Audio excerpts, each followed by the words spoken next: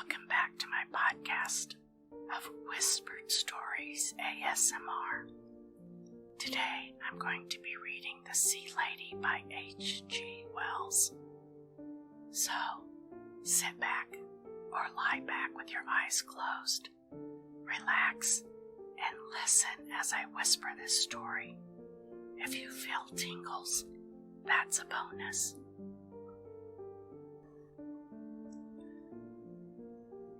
We're continuing on part 2 of The Sea Lady. Certain supplementary aspects of the Sea Lady's first conversation with Mrs. Bunting I got from that lady herself afterwards. The Sea Lady had made one queer mistake. "Your 4 charming daughters," she said, "and your 2 sons." "My dear," cried Mrs. Bunting, they had got through their preliminaries by then. "I've only 2 daughters and 1 son. The young man who rescued me. Yes, and the other 2 girls are friends, you know, visitors, who are staying with me on land.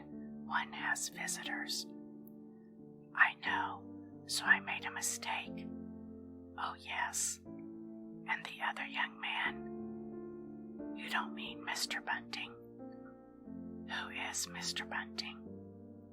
"The other gentleman who—" "No, there was no one, but several mornings ago. Could it have been Mr. Melville?" "I know, you mean Mr. Chatteris. I remember he came down with us one morning. A tall young man with fair, rather girlyish, you might say, hair, wasn't it? And a rather thoughtful face. He was dressed all in white linen, and he sat on the beach." "I fancy he did," said the Sea Lady. "He's not my son, he's a friend. He's engaged to Adeline, to the elder Miss Glendower. He was stopping here for a night or so. I dare say he'll come again on his way back from Paris. Dear me, fancy my having a son like that." The Sea Lady was not quite prompt in replying. "What a stupid mistake for me to make," she said slowly, and then, with more animation, "Of course, now I think he's much too old to be your son." "Well, he's 32, said Mrs. Bunting with a smile. "It's preposterous." "I won't say that. But I saw him only at a distance, you know," said the Sea Lady. "And so he is engaged to Miss Glendower. And Miss Glendower is the lady in the purple robe who carried a book." "Yes," said Mrs. Bunting, "that's the one. They've been engaged 3 months. "Dear me," said the Sea Lady, "she seemed. And is he very much in love with her?" "Of course," said Mrs. Bunting. "Very much." "Oh, of course. If he wasn't, he wouldn't." "Of course," said the Sea Lady thoughtfully. "And it's such an excellent match in every way. Adeline's just in the very position to help him." And Mrs. Bunting, it would seem, briefly but clearly supplied an indication of the precise position of Mr. Chatteris, not omitting even that he was the nephew of an earl, as indeed, why should she omit it? And the splendid prospects of his alliance with Mrs. Glendower's plebeian but extensive wealth. The Sea Lady listened gravely. "He is young, he is able, he may still be anything, and she is so earnest, so clever herself, always reading. She even reads blue books, government blue books, I mean. Dreadful statistical sketchily things, and the condition of the poor and all those things. She knows more about the condition of the poor than anyone I've ever met, what they earn and what they eat, and how many of them live in a room so dreadfully crowded, perfectly shocking. She is just the helper he needs, so dignified, so capable of giving political parties and influencing people so earnest. And she can talk to workmen and take an interest in trade unions and in quite astonishing things. I always think she's just Marcella come to life. And from that, the good lady embarked upon an illustrative but involved anecdote of Miss Glendower's marvelous blue bookishness. "You'll come here again soon?" the sea lady asked quite carelessly in the midst of it. The query was carried away and lost in the anecdote, so that later the sea lady repeated her question even more carelessly. But Mrs. Bunting did not know whether the sea lady sighed at all or not. She thinks not. She was so busy telling her all about everything that I don't think she troubled very much to see how her information was received. What mind she had left over from her own discourse was probably centered on the tale.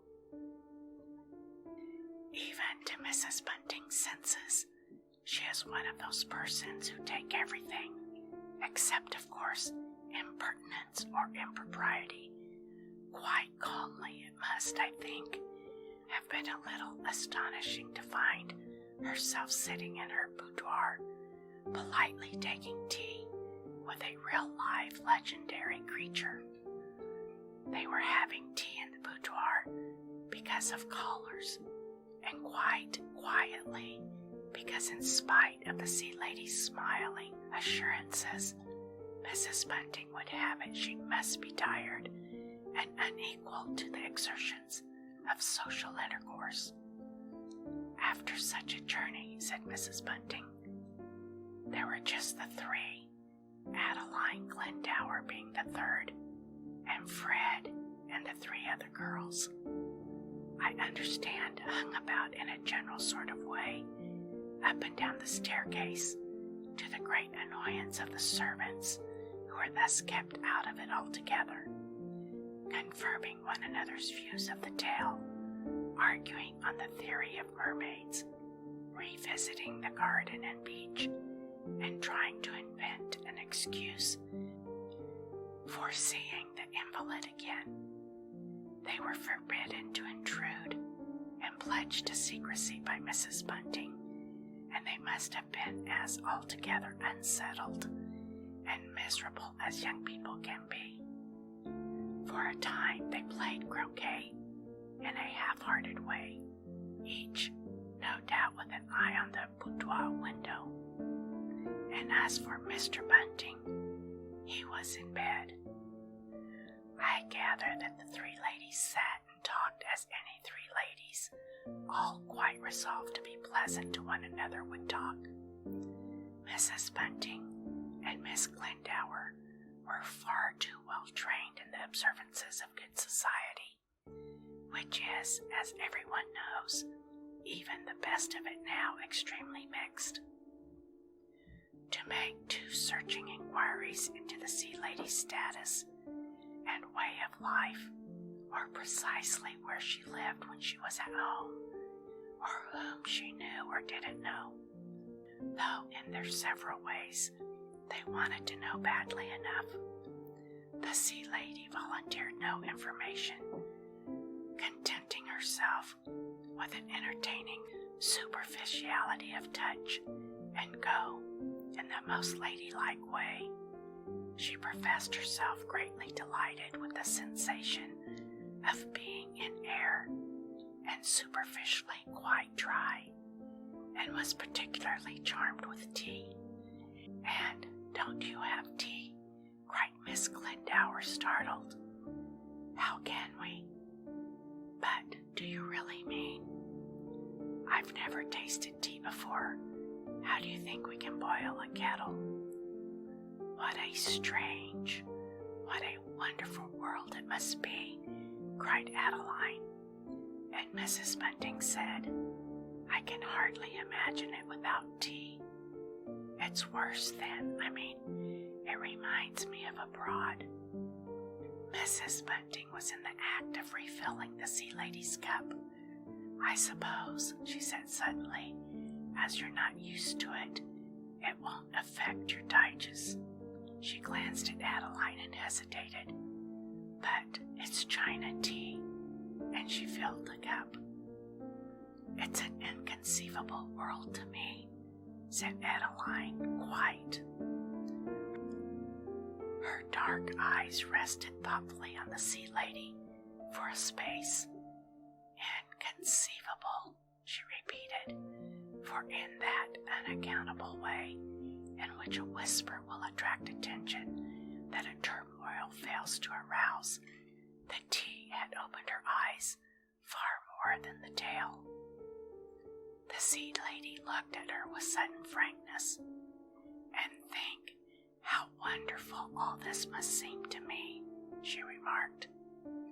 But Adeline's imagination was aroused for the moment, and she was not to be put aside by the sea lady's terrestrial impressions.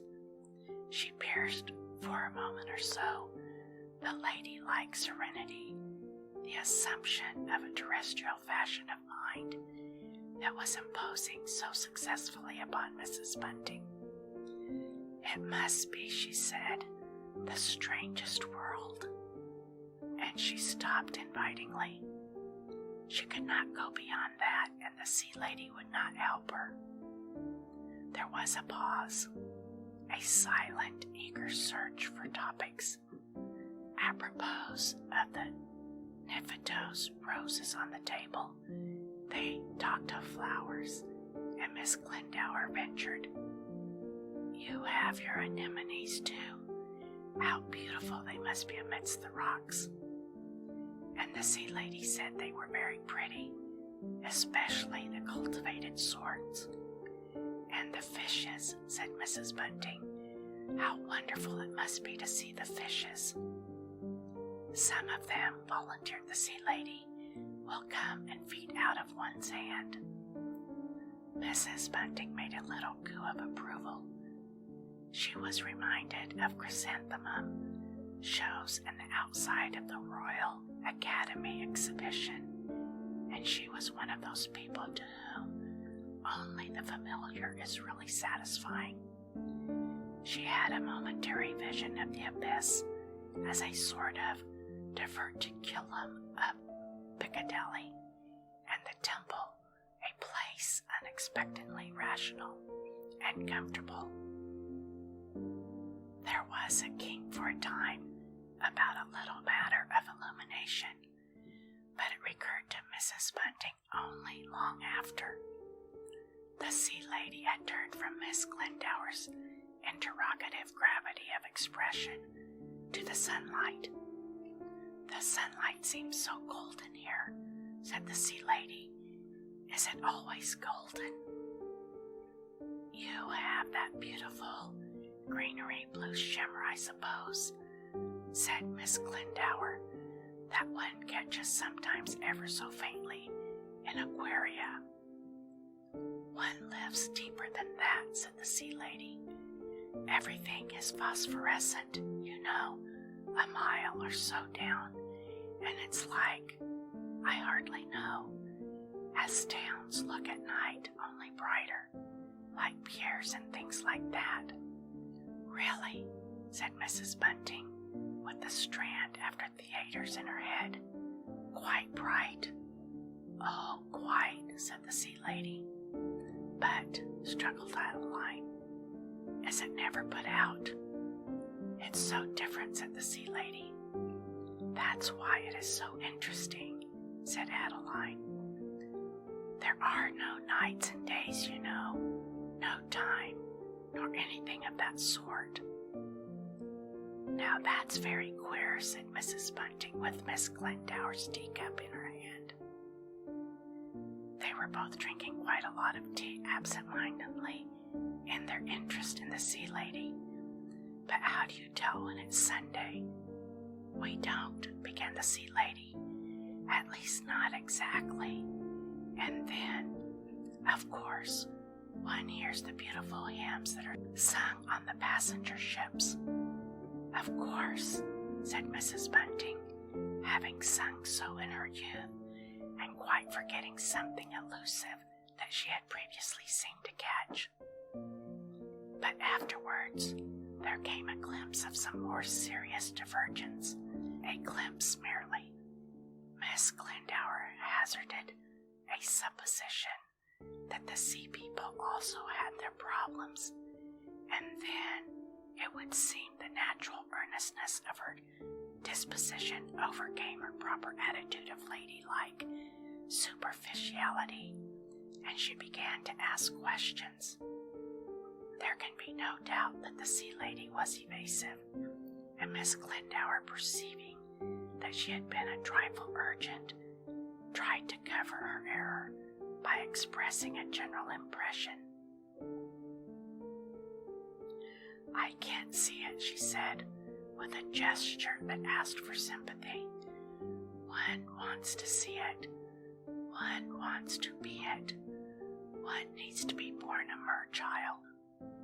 A mer-child, asked the sea lady. Yes, don't you call your little ones?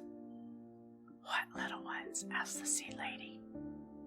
She regarded them for a moment with a frank wonder, the undying wonder of the immortals at that perpetual decay and death and replacement which is the gist of human life.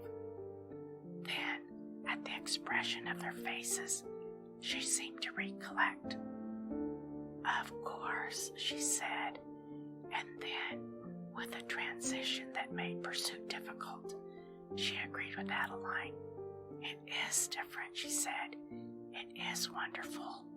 One feels so alike, you know, and so different.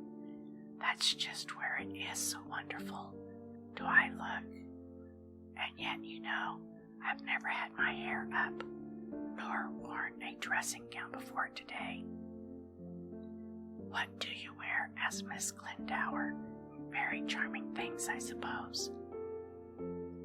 It's a different costume altogether, said the sea lady, brushing away a crumb. Just for a moment, Mrs. Bunting regarded her visitor fixedly. She had, I fancy, in that moment, an indistinct, imperfect glimpse of pagan possibilities. But there, you know, was the sea lady in her wrapper, so palpably a lady, with her pretty hair brought up to date, and such a frank innocence in her eyes that Mrs. Bunting's suspicions vanished as they came. But I am not so sure of Adeline.